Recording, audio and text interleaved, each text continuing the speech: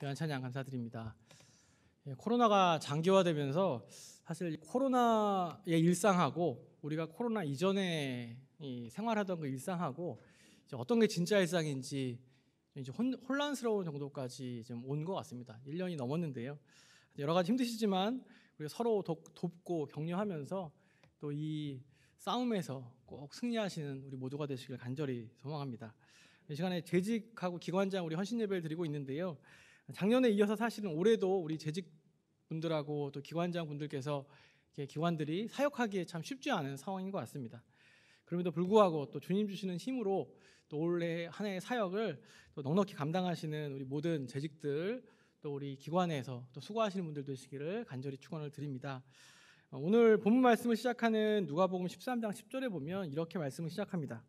예수께서 안식일에 한 회당에서 가르치실 때라고 이렇게 시작을 합니다. 이 말씀에 보면 오늘 말씀의 시간적인 배경과 공간적인 배경이 나와 있습니다. 시간적인 배경은 안식일이었고요. 공간적인 배경은 한 회당이었습니다. 그리고 그 한 회당에서 예수님께서는 지금 가르침을 전하고 계셨습니다.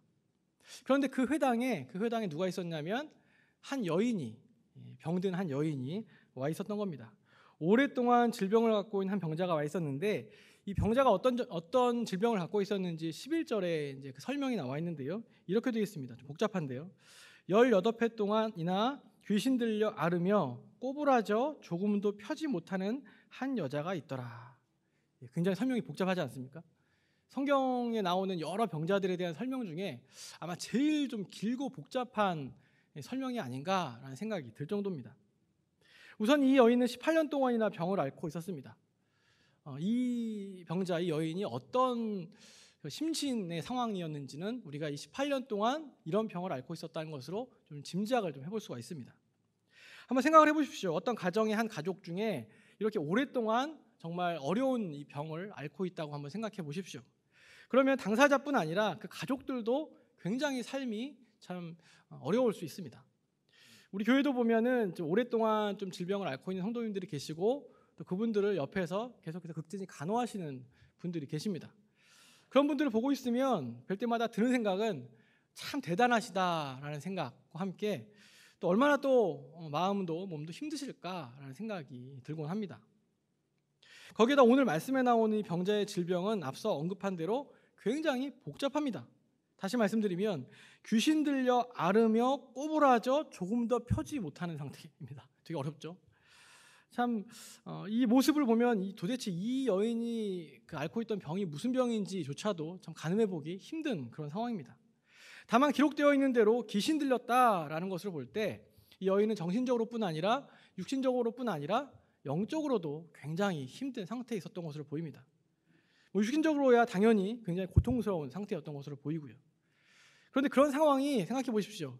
1년, 2년도 아니고 자그마치 18년이나 되었습니다.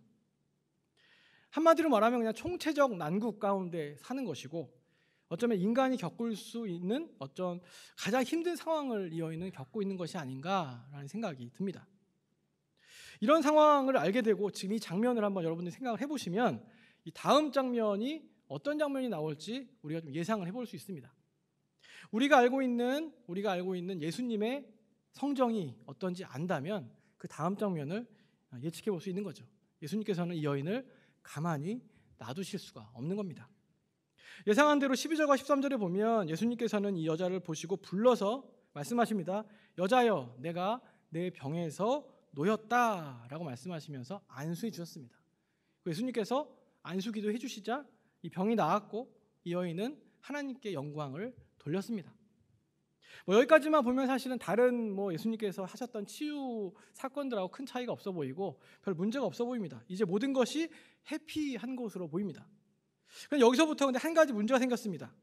그게 뭐냐면 지금 이 예수님께서 18년 된 이 병자 이 여인을 고쳐주신 날이 앞서 말씀드린 대로 시간적인 배경이 바로 안식일이었다는 데 있었습니다. 안식일은 다들 아시는 것처럼 어떻습니까? 당시 안식일은 지켜야 할 규례와 명령들이 굉장히 많았습니다. 물론 예수님 시대의 안식일의 규례들은 사실은 하나님께서 처음 이 율법이나 안식일을 제정해 주셨을 때 그때의 의미가 상당히 왜곡되어 있는 그런 상태이긴 했습니다.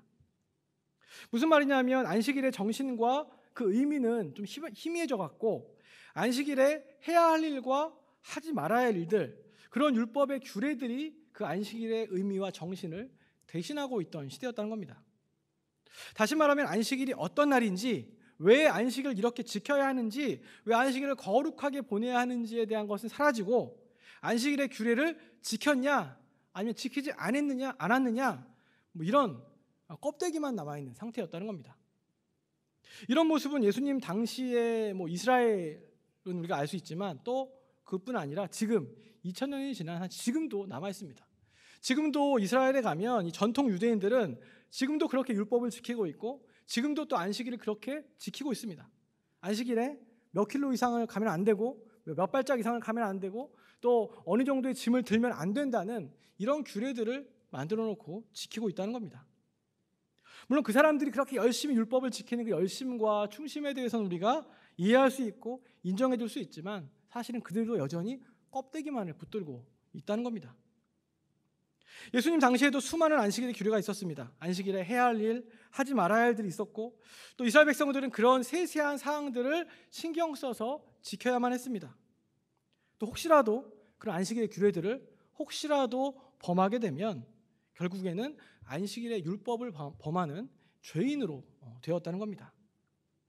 그런데 안식일의 그 당시 율법에 의하면, 규례에 의하면 안식일에는 병자를 고쳐서는 안 됐습니다. 병자를 고치는 것은 율법을 범하는 죄에 해당되었던 겁니다. 이 사실을 누구보다 잘 알고 있는 회당장은 예수님이 하신 치유에 대해서 이제 문제를 제기하기 시작합니다.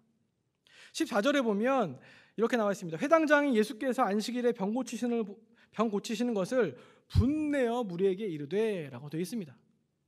한마디로 회당장은 지금 굉장히 화가 난 겁니다. 예수님께서 안식일을 범하셨기 때문에 화가 나 있었던 겁니다. 그리고 이렇게 말합니다. 일할 날이 엿새가 있으니 그동안에 와서 고침을 받을 것이요 안식일에는 하지 말 것이니라 라고 말했습니다. 회당장의 이 말에 따르면 병을 고치는 것도 좋지만 일주일에 엿새나 일할 날이 있는데 왜 굳이 안식일에 병을 고쳐서 안식일을 범하느냐 이렇게 말하고 있는 겁니다. 그냥 하루 기다렸다가 안식일이 지난 다음에 병자를 고치면 되는 것 아니냐라고 말하고 있는 겁니다. 여러분들 어떻게 생각하십니까? 회당장의 이 의견에 대해서 여러분들은 어떻게 생각하십니까? 회당장의 말도 사실은 굉장히 일리가 있습니다. 정말 일할 날이 6일이나 있는데 왜 하필 안식일에, 그것도 왜 회당에서 이 병자를 고쳐서 왜 안식일을 어기게 되었느냐는 겁니다. 예수님께서 그 병자를 정말 고쳐주시기 원하셨다면 차라리 병자에게 얘기하는 겁니다. 야, 오늘 안식일이니까 내일 아침 일찍 내가 있는 곳으로 와라. 내가 너를 고쳐줄게 라고 하면 되는 것 아닙니까? 그렇게 하면 예수님께서 안식일도 범하지 않으시고 또 이 병자도 고쳐주시고 이런 걸 우리말로 일석이조라고 하지 않습니까? 여러분들 어떻게 생각하십니까? 어떤 게 옳았을까요? 저는 말씀을 준비하면서 예수님께서 안식일에 병자를 고친 것에 분노한 이 회장당의 생각에 어떤 문제가 있었는지, 그리고 안식일임에도 불구하고 예수님께서 논란이 있을 것을 알면서도 왜 이 여자의 병을 고쳐주셨는지 그 이유를 묵상해 보았습니다. 먼저 예수님께서 안식일임에도 그 여자의 병을 고쳐주신 이유, 그 이유는 예수님께서 회당장에게 하셨던 말씀을 통해서 우리가 좀 알 수 있는데요. 15절과 16절 말씀을 우리가 다시 한번 읽어보겠습니다. 화면을 보시고 함께 읽겠습니다. 주께서 대답하여 이르시되 외식하는 자들아 너희가 각각 안식일에 자기의 소나 나귀를 외양간에서 풀어내어 이끌고 가서 물을 먹이지 아니하느냐. 그러면 18배 동안 사탄에게 매임바 된 이 아브라함의 딸을 안식일에 이 매임에서 푸는 것이 합당하지 아니하냐. 아멘.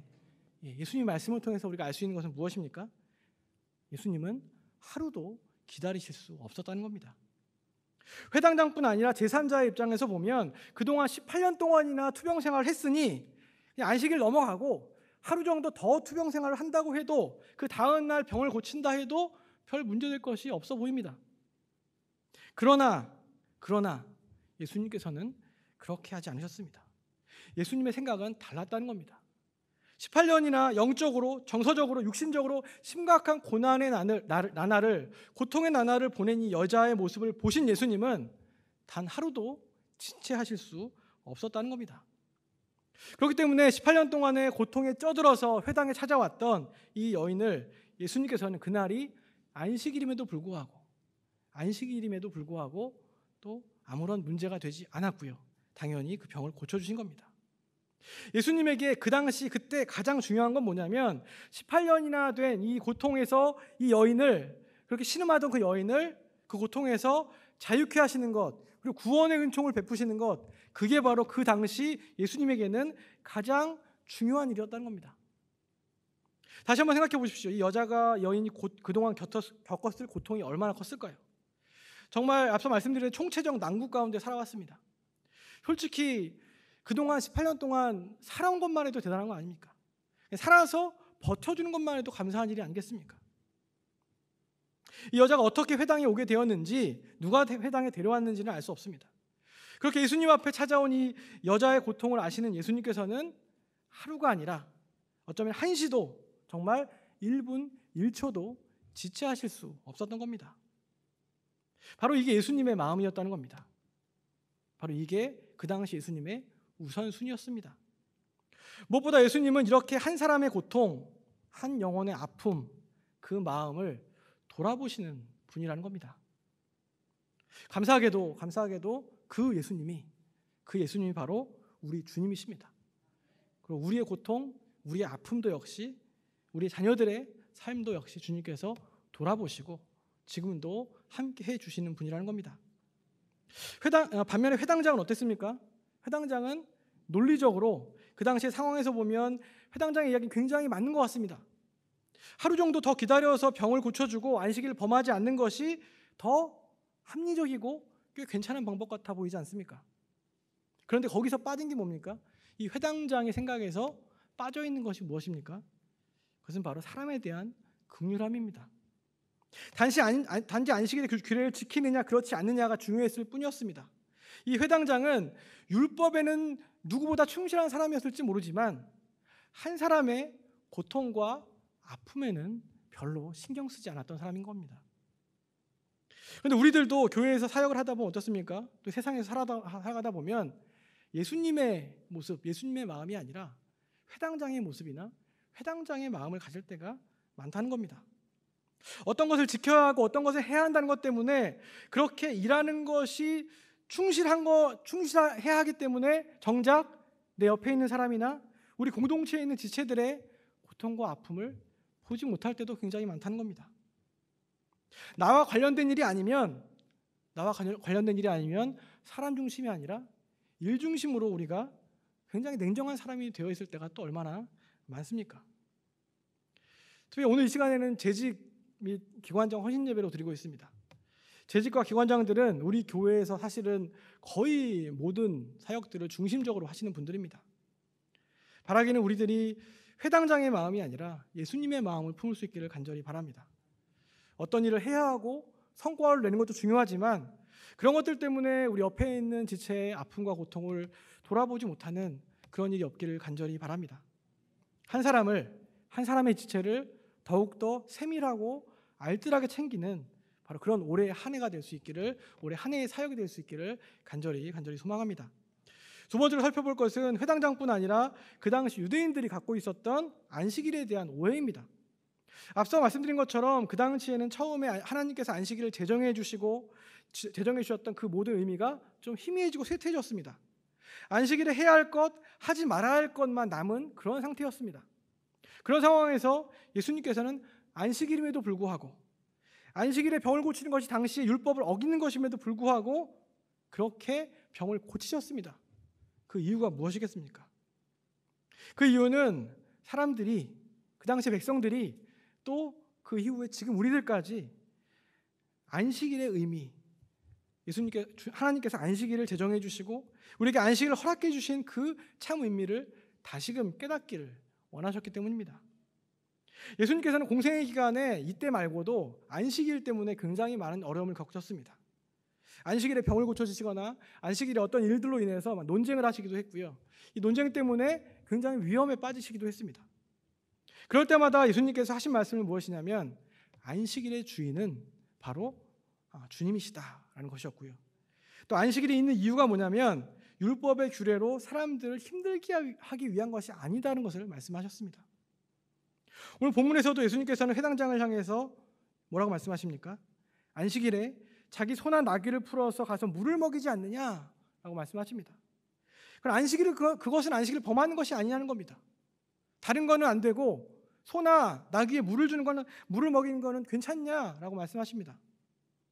무슨 말이냐면 그 당시에 율법은 이미 율법이 갖고 있는 의미는 없어지고 자기들이 그냥 율법을 유리한 대로 해석하고 적용하고 무조건 지켜야 하는 것, 또 지키지 않으면 벌 받는 것, 뭐 이런 것으로 전락시키고 말았던 겁니다. 그럼 하나님께서 이스라엘 백성들에게 안식일을 비롯해서 여러 율법을, 여러 규례들을 제정해 주신 이유는 무엇입니까? 그 규례들 단지 문자적으로 지키라고 하신 겁니까? 율법의 규례들을 통해서 하나님께서는 이스라엘 백성들이 더욱 거룩해지기를 원하셨습니다. 이 율법을 지킴을 통해서 하나님의 사람들로 거듭나고 하나님께 영광을 돌리는 삶을 살게 하기 위해서 율법을 제정해 주신 겁니다. 하나님의 나라가 이스라엘 백성들 가운데 실현되기 위해서 율법을 주셨고 그것이 바로 율법의 참된 목적이라는 겁니다. 우리들도 이 사실을 기억하시기 바랍니다. 물론 지금 우리는 구약의 율법 같은 그런 여러 가지 우리가 지켜야 할 규례나 율법들, 명령들은 없습니다. 그러나 또한 우리들 역시 그리스도인으로서 우리들이 해야 할 일과 또 하지 말아야 할 일들도 분명히 존재합니다. 또 안식일과 의미는 다르다 할지라도 오늘 주일인데요. 이 주일을 어떻게 보내는 것이 옳은 일인지 하나님의 뜻인지도 우리가 전통적으로 내려오는 전통들도 있고요. 또 우리가 서로 인정하는 그런 기준들도 있습니다. 그럼에도 불구하고 우리가 그리스도인으로서 지켜야 하는 삶의 여러 가지 덕목들에 있어서 그 의미와 그 정신을 놓치지 않기를 바랍니다. 단지 지키기 위해서 지키고 혹시나 지키지 않았을 때 벌 받을까 봐 지키는 그런 덕목들이 되어서는 안 된다는 겁니다. 그리고 혹시나 내가 생각하는 기준에 어떤 사람들이 미달된다 할지라도 내가 열심히 지키는 덕목을 저 사람이 잘 지키지 않는다 할지라도 무조건 정죄하게 된다면 그래서 어쩌면 회당장이 오늘 예수님께 이렇게 책망을 들었던 것처럼 외식하는 자라고 바리새인이라고 이야기를 들을 수 있다는 겁니다. 무엇보다 교회에서 어떤 사역을 감당할 때 누군가가 정해놓은 어떤 규칙들 중요하죠. 또 그 과정들, 그동안 해왔던 과정들 굉장히 중요합니다. 그러나 그보다 우리가 더 중요하게 생각할 게 뭡니까? 하나님의 뜻이 무엇인지 돌아보고 지체들, 우리 이웃들의 상황을 돌아보며 더 사랑하는 것, 그것이 더 중요하다는 겁니다. 특별히 교회 사역의 중심을 맡고 있는 우리 재직들 그리고 기관장님들 삶과 또 사역 가운데 그런 귀한 은혜가 있기를 간절히 바랍니다. 마지막으로 회당장의 생각과 예수님의 생각에 가장 큰 차이가 있는데요. 그 말씀을 나누려고 합니다. 어쩌면 오늘 말씀의 결론이라고도 할 수 있는데요. 오늘 말씀에 보면 영광이라는 단어가 2번이 등장합니다.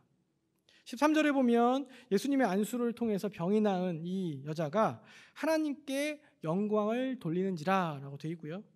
또 17절에 보면 온 무리는 그가 하시는 모든 영광스러운 일을 기뻐하니라 라고 되어 있습니다. 이 13절과 17절은 사실은 좀 표현이 다르긴 하지만 사실은 거의 같은 표현이라고 보시면 됩니다. 좀 다르게 표현되어 있지만 사실 이 두 표현은 모든 무리가 하나님께 영광을 돌렸다라고 이렇게 좀 같은 표현으로 볼 수 있다는 겁니다. 그래서 이 시간에 결론적으로 말씀을 드리는 것은 우리가 무엇을 하든지 가장 중요한 것, 우리가 무엇을 하든지 가장 중요한 건 바로 하나님께 영광이라는 겁니다. 그 일이 어떤 일이든지 어떤 논란거리가 있는 일인지 그런 것보다 그 일이 과연 하나님께 영광을 돌리는 일인지 그것을 우리는 돌아봐야 합니다. 그것이 바로 우리의 사역의 삶의 핵심이 되어야 하고 중심이 되어야 합니다. 왜냐하면 우리의 삶에 있어서 그 어떠한 것보다도 하나님께 영광 돌리는 것을 앞서는 것은 그 어떤 것도 없기 때문입니다. 우리가 예배드리는 것, 봉사하는 것, 섬기고 선교하고 구제하는 것, 그 모든 일들이 사실은 하나님께 영광을 돌리기 위한 것임을 이 시간 기억하시기를 간절히 바랍니다. 예수님께서는 그걸 아셨기 때문에 그날이 안식일인 것보다 이 18년 동안 고통받았던 이 병자, 이 불쌍한 여인을 구원하는 것, 그리고 자유케 하는 일, 그리고 매임에서 놓이게 하는 것, 이것이 그 무엇보다 하나님께 영광을 돌리는 일인 것을 아셨습니다. 16절에 보면 예수님 말씀처럼 어쩌면 안식일이기 때문에 도리어 안식일의 주인이신 하나님이시기 때문에 그 안식일에 아브라함의 딸을 매임에서 놓이게 하는 것, 자유하게 하는 것, 그것이 어쩌면 하나님께 가장 영광 돌리는 일이라는 것이었습니다. 예수님께서 그것을 알고 계셨던 거죠. 우리들도 마찬가지입니다. 우리의 삶에서 가장 중요한 것은 하나님께 영광 돌리는 삶이라는 사실을 다시 한번 기억하시길 바랍니다. 근데 이렇게 말씀을 드리면 어떤 분들은 이렇게 질문할 수 있습니다. 그러면 하나님께 영광 돌리는 삶은 도대체 뭡니까? 라고 말할 수 있다는 거죠. 이렇게 질문하시는 분들에게 오늘 여러 가지로 대답할 수 있겠지만 오늘 말씀을 근거로 제가 답을 하나 해드리겠습니다. 오늘 말씀을 근거로 답을 드리면 오늘 이 본문과 이어지는 말씀이 있는데요. 누가복음 13장 18절 이후의 말씀을 통해서 우리는 그 답을 찾을 수 있습니다. 무슨 내용인지 금방 말씀드리면 아실 텐데 이 누가복음 13장 18절부터 21절까지는 어떤 말씀이 나오냐면 겨자씨와 누룩의 비유가 나옵니다. 겨자씨 비유, 누룩의 비유 많이들 들어보시고 아실 겁니다. 작은 겨자씨가, 정말 아주 작은 겨자씨가 어떻게 됩니까? 그 겨자씨가 심기워져서 자라면 큰 나무가 되어 새들이 깃들일 만큼 되었다라고 기록되고요. 누룩은 어떻습니까? 아주 작은 누룩을 통해서 반죽이 크게 부풀어 오르게 됩니다. 근데 18절 말씀에 보면 이 겨자씨와 누룩의 비유를 말씀하시면서 그 앞에 어떤 표현이 있냐면 그러므로라는 접속사가 되어 있습니다. 그러므로라는 접속사는 주로 언제 쓰는 접속사입니까? 그러므로는 주로 앞에 있는 내용을 정리하면서 결론적으로 얘기할 때 우리가 그러므로라는 이 단어를 사용합니다. 그러니까 무엇보다 예수님께서 이 하나님의 나라가 겨자씨와 누룩과 같다는 말씀을 하시면서 그러므로라는 말씀하셨던 건 무슨 의미겠습니까? 하나님께 영광 돌리는 삶, 하나님께 영광 돌리는 삶이 예수님의 말씀에 의하면 하나님 나라를 우리의 삶 가운데 실현하는 것이고 하나님의 나라를 실현하는 것과 하나님께 영광 돌리는 삶을 같은 삶이라는 거죠. 그러면서 하시는 말씀이 결국 뭐냐면 겨자씨가 자라서 새들이 깃들일 만큼 되었듯이 적은 누룩이 반죽을 부풀게 하듯이 우리의 작은 믿음, 우리의 작은 섬김, 우리의 작은 희생을 통해서 누군가 와서 쉬어가고 누군가 와서 새 힘을 얻고 누군가 와서 주님의 은혜를 알게 하는 것, 그것이 바로 오늘 말씀에서 하나님께 영광 돌리는 삶이고 그것이 또한 하나님의 나라를 실현하는 삶이라고 말씀하고 계신 겁니다. 한 가지 이야기를 하고 이제 말씀 마치겠는데 여러분들 종교개혁자 장 칼뱅이라고 많이 들어보셨을 겁니다. 칼빈이라고도 하는데요. 칼뱅은 사실은 조금 과장해서 이야기하면 지금 우리가 속해 있는 우리 신학적인 전통이 우리 교회가 장로교인데 장로교를 전체를 장로교나 다른 교단해서 개혁교회라고 부릅니다. 개혁교회. 이 개혁교회를 처음 이제 시작하고 집대성한 사람이 이제 칼뱅인데요. 사실 이 칼뱅이 조금 과장해서 얘기하면 우리가 믿는 모든 교리, 우리 교회의 모든 조직들을 거의 만든 사람이나 다름이 없습니다. 이 칼뱅의 사상을 근데 한마디로 표현해 주는 말이 있습니다. 이 칼뱅의 사상을 한마디로 표현할 때 뭐라고 얘기하냐면 바로 오직 주님께 영광이라는 말로 표현합니다. 오직 주님께 영광. 칼뱅은 평생을 종교개혁이라는 어려운 과제를 맡아 실천하며 살았습니다. 종교개혁을 이루기 위해서 때론 목숨의 위협을 받기도 했고 격렬한 반대자들의 어떤 공격을 받기도 했습니다. 특히나 칼뱅의 사역 중에 굉장히 중요한 사역이 있었는데 그게 뭐냐면 이 제네바시에서 했던 목회입니다. 칼뱅은 이 제네바시가 하나님 나라가 실현되는 곳으로 만들기 위해서 평생도록 노력하며 목회했습니다. 그런데 그가 그렇게 열심히 사역했던 이유가 뭐냐면 한마디로 오직 주님께 영광이라는 목표를 실현하기 위해서였다는 겁니다. 이제 말씀 마치겠습니다. 사랑하는 성도 여러분, 그리고 헌신 예배를 드리시는 우리 재직 기관장 여러분, 제가 질문 하나를 제가 드리려고 합니다. 질문 하나 드리려고 하는데요. 그 질문이 뭐냐면 여러분들의 신앙생활 그리고 여러분들의 섬김과 사역은 무엇을 위한 것이고 누구를 위한 것입니까? 너무나 답이 뻔한 질문이죠. 너무나 뻔한 질문이고 뭐 그런 질문을 하십니까? 라고 말씀하신 분도 계실지 모르겠습니다. 그러나 지금 이 시간에 그 뻔한 질문에 다시 한번 답을 해보시기를 바랍니다. 무엇보다 우리의 삶과 사역이, 우리의 신앙의 여정이 다른 무엇이 아니라, 다른 누구가 아니라 오직 주님께 영광이 되시기를 간절히 소망합니다. 사순절을 보내고 있는데요, 사순절 절기를 보내면서 주님의 은혜를 우리가 묵상하며 우리를 불러주신, 또 우리를 주님의 자녀로 삼으시고 또 제자로 삼아주신 그 이유와 목적을 다시 한번 돌아보시고, 또 우리 주님이 주시는 힘으로 또 이 한 해 사역하시고, 또 우리가 우리의 지체들을 섬기는 우리 모든 재직들, 또 우리 기관장님, 또 섬기는 분들, 또 우리 모든 성도님들 되시기를 간절히 축원합니다.